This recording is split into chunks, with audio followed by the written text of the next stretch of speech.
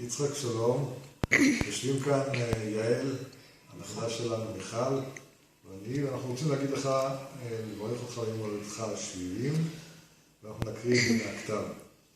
יצחק, ליום הולדתך ה-70, יעל ואנוכי מאחלים לך שתשמור על רמת האנרגיה והמעורבות החברתית הנוכחית הרבה שנים נוספות, וכמובן בריאות טובה ומשתפרת. בבקשת המשפחה הוספתי לברכה סיפור קצר מן העבר. אני רוצה להזכיר בקיצור רוטינה, פרוטוקול בלשון היום, ששמורה איתי למזכרת. ומהי הרוטינה?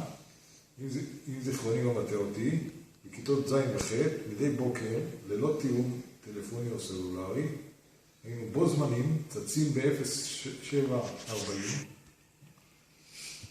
אתה מהזרוע הדרומית של חנה סנש, ואני מאותו רחוב, אך מהזרוע הצפונית שלו, וחוברים יחד ל-20 דקות הליכה לבית הספר, ובתום הלימודים חוזרים ביחד, הפעם בקבוצה מורחבת יותר, דרך הקיוסק, לא של שיין, שכחתי את שם הבעלים, ואת סדונים במשך שעה ו-20 דקות, עד נקודת הפיצול, שבבוקר הייתה נקודת המפגש.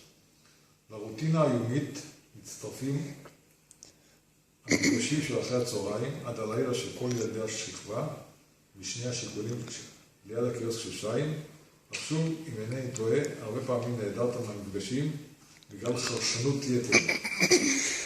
זהו. אוהבים ומברכים? כן, בברכה, שכחתי את הקטע הזה. בברכה עד 120, דני, דורון ויעל.